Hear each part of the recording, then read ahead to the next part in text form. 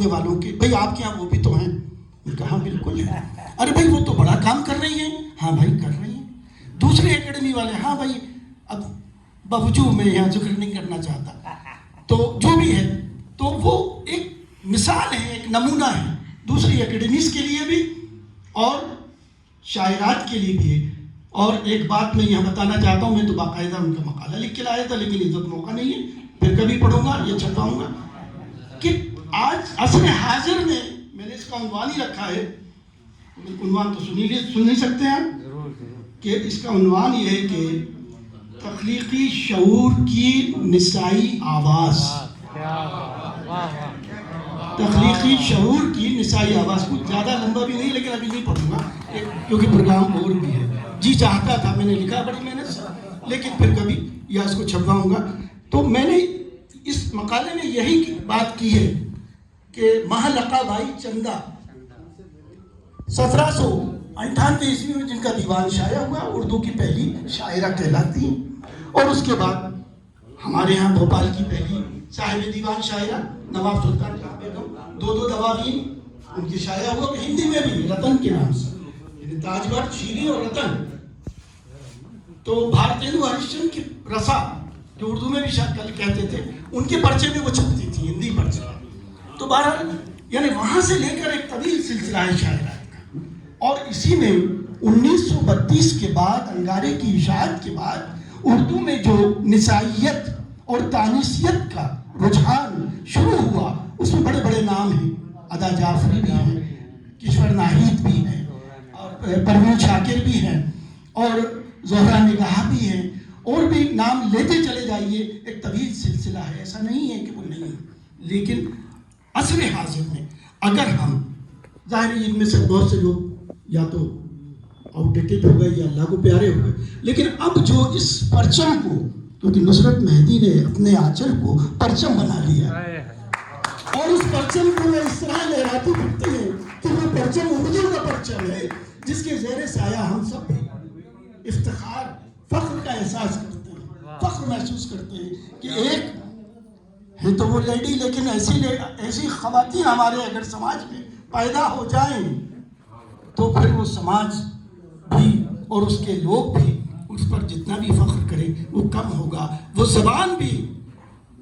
اگر اس پہ ناز کرے تو غلط نہیں ہوگا. تو وہ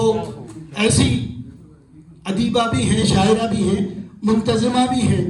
اور جس سلیقے سے وہ کرتی ہیں اور جس خاموشی سے کرتی ہیں اور جس طرح وہ لوگوں کا انتخاب یا چین کرتی ہیں، سلیکشن کرتی ہیں، کہاں کس کو کیا موضوع دینا ہے،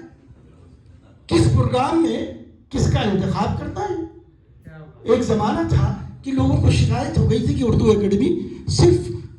بھوپال اور اس کے اطراف کے قصبوں تک سمٹ کر رہ گئی ہے. آج اردو اکیڈمی چشمک زن ہے دوسری اکیڈمیوں کے لیے بھی، اور وہ اس کا دائرہ عمل جو ہے پورے مدھیہ پردیش کو محیط ہے. اور کتنے لوگ ایسے ہیں جو پہلی بار اس کے پلیٹ فارم پر آئے ہیں تلاش جوہر کے تحت بھی، اور اب جو وہ چھوٹے چھوٹے قصبوں میں بھی، شہروں میں بھی، اور چھوٹے چھوٹے سے بستیوں میں بھی جا کر جس طرح وہ پروگرام کر رہی ہیں، تلاش جوہر کے تحت بھی کر رہی ہیں، اور ویسے بھی تو ایسا پروگرام تو پہلے کبھی نہیں ہوا اور اب ہو رہا ہے. تو یہ ظاہر بڑی خوشائن بات ہے، بہت خوشی کی بات ہے کہ وہ لوگ بھی اس سے وابستہ ہو رہے ہیں جو خواب میں کبھی خواب دیکھتے تھے کہ کاش کہ ہم بھی کبھی اردو اکیڈمی کے پلیٹ فارم پر بلائے جائیں اور ہمیں بھی سنا جائے اور ہمارا بھی اعزاز کیا جائے. تو یہ ایک قدردانی کی بات ہے. اگر وہ یہ سوچتی ہیں تو یہ ان کا بڑا دل ہے، ان کا بڑا ذہن ہے کہ وہ اس طرح سے سوچتی ہیں اور سب کو ہی موقع دیتی ہیں اور سب کو ہی بلاتی ہیں اور سب کو ہی اپنی اپنی صلاحیتوں کے اظہار کے، جس طرح سے وہ موضوعات کا انتخاب کرتی ہیں، وہ بھی غضب ہے، وہ بھی عصر حاضر کی جو تقاضے ہیں. اور ظاہر ہے کہ وہ سرکاری ادارہ ہے، اس میں سرکاری معاملات کو بھی ملحوظ رکھنا ہوتا ہے اور اردو ادب کے لوگوں کے جذبات کا بھی احترام کرنا ہوتا ہے، خیال کرنا ہوتا ہے. تو اس طرح سے جو دونوں کے مابین وہ پل بناتی ہیں، یہ توازن قائم کرتے ہیں، وہ یقیناً وہ ان کی غیر معمولی انتظامی صلاحیتوں کا مظہر ہے. اور اس پر ہم جتنا بھی داد دیں وہ کم ہے۔ ابھی میں جو بات یہ کہہ رہا تھا کہ وہ صرف ڈائریکٹر ہی نہیں ہیں، وہ شاعرہ بھی ہیں، تو میں یہ چاہوں گا، ٹھیک ہے آج تو آپ نے ان کا اعزاز کیا ہے اور مفتخر کیا ہے ہم سب کو بھی، اس اعتبار سے کیا ہے کہ صاحب جشن اردو منایا گیا، ٹھیک ہے جشن اردو منایا گیا، کیا گیا، بہت اچھی بات ہے، لیکن میری یہ خواہش ہے، درخواست ہے، اور اس میں بھی جس طرح آپ چاہیں اس میں جوڑنا چاہتا ہوں کہ ان کے باقاعدہ ان کے کام پر ادبی جو ان کا لٹریری ان کی جو خدمات ہے، یعنی ایز اے شاعرہ اور ادیبہ، یہ تو ہو گیا ایز اے سیکرٹری یا ڈائریکٹر یا منتظم یا جو بھی کچھ کہیے، ٹھیک ہے کر لیا، بہت بڑی بات ہے، یہ بھی آسان نہیں ہوتا، ہم جانتے ہیں کہ سرکاری معاملات میں کتنی مشکلات درپیش ہوتی ہیں اور کس طرح سے بجٹ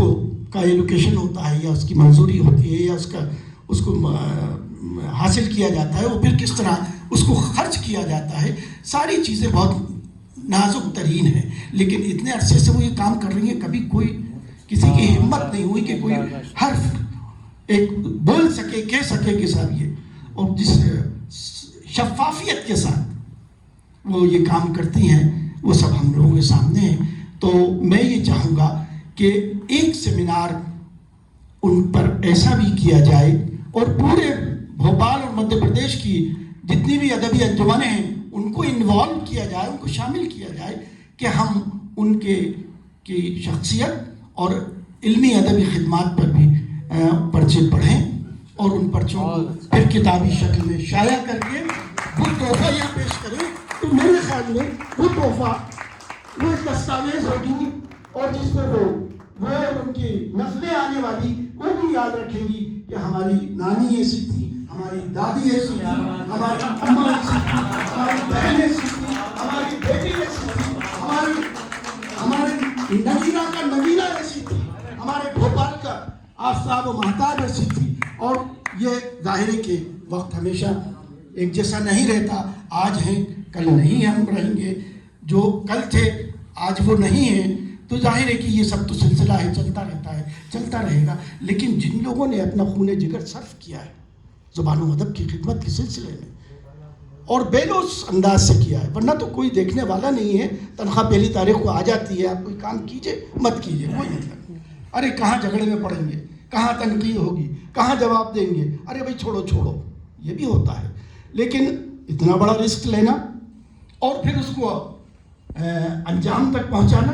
اور خوش اسلوبی کے ساتھ، سلیقے کے ساتھ، کامیابی کے ساتھ، اور اتنے لوگوں کو انوالو کرنا، آپ نے دیکھا کہ ایک سیلاب کی مانند تھا گول گھر جو ہے کہ پوری سڑکیں جام ہوئے، تو تھا نہیں، میں دلی میں تھا اور میرا دل لیکن یہیں تھا رہا تھا، اور میں برابر میں آیا ایک دن کے لیے، میرا 2 ہفتے کا پروگرام تھا کیونکہ میڈم سے بات ہو گئی تھی، تو بائیر آیا، بائیر چلا بھی گیا میں اپنا اس پروگرام میں شامل ہو کر، کیونکہ وہ بھی بہت ضروری ہے، این ای پی کے تحت جو اب نئی ٹیکسٹ بکس بن رہی ہیں وہ بالکل اب آخری مراحل میں ہے اور اس میں بھی شامل ہونا بہت ضروری ہے، وہ بھی قوم کے، ہمارے جو نونہالان قوم ہیں ان کے مستقبل کا معاملہ ہے، اور جو حالات ہیں ان میں ظاہر ہے کہ اور بھی زیادہ ضروری ہو جاتا ہے، تو میں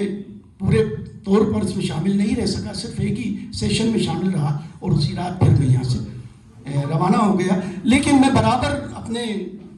واٹس ایپ پہ اور اس پر دیکھتا رہا، تصاویر بھی دیکھتا رہا، اخبار بھی پڑھتا رہا جو آ جاتا ہے آن لائن، ندیم بھی اور نیا نظریہ بھی میرے پاس ویسے بھی آتا ہے، آن لائن بھی آتا ہے، تو میرا دل تو یہیں لگا رہا، لیکن ظاہر ہے کہ میری مجبوری تھی تو میں وہاں چلا گیا، بہرحال میں باخبر تھا، بے خبر نہیں تھا، اور جب مجھے ساجد پریمی صاحب کا فون آیا تو میں دلی میں ہی تھا، تو انہوں نے کہا بھئی ایسا پروگرام کر رہے ہیں، میں نے کہا بہت مبارک، فبیہا، کیا بات تھی، لبیک، تو آپ صدارت کریں گے، میں نے کہا بھائی میں تو 7 تاریخ کی شام کو پہنچوں گا، کہ ہم نے 9 تاریخ کو رکھا ہے، تو میں نے کہا کوئی مذائقہ ہی نہیں، ظاہر ہے کہ میں حاضر رہوں گا، آپ مجھے صدر نہ بنائیں تو بھی میں حاضر رہوں گا، کیونکہ ایسے لوگوں کی پذیرائی، اور اس میں بھی مجھے سب سے اچھی بات یہ لگی، میڈم چاہتی تو کہتی کہ نہیں بھائی ٹھیک ہے میری اعزاز کیجیے، میرے کارکنان کا اعزاز کی کیا ضرورت ہے، لیکن یقیناً اس میں ان کا اندیا بھی شامل ہوگا، انہوں نے یہ کہا، یہاں بے چین تھی، مجھ سے بار بار کہہ رہی تھی بھئی ہمارے اسٹاف کو کیوں نہیں بلایا جا رہا، میں نے کہا وہ بھی آئیں گے، جب ان کا وقت آئے گا نہیں سب کو بلائیے. میں نے کہا اتنی جگہ یہاں نہیں ہے کہ سب کو بلا کے یہاں کھڑا کیا جا سکے. تو وہ ایک بے چین تھی, ایک فکر مند تھی کہ بھئی ہم تو سارا دار و مدار. میں نے کہا بالکل صحیح ہے, لیکن اصل تو جو سپہ سالار ہوتا ہے جنگ کا نقشہ تو وہی بدلتا ہے اور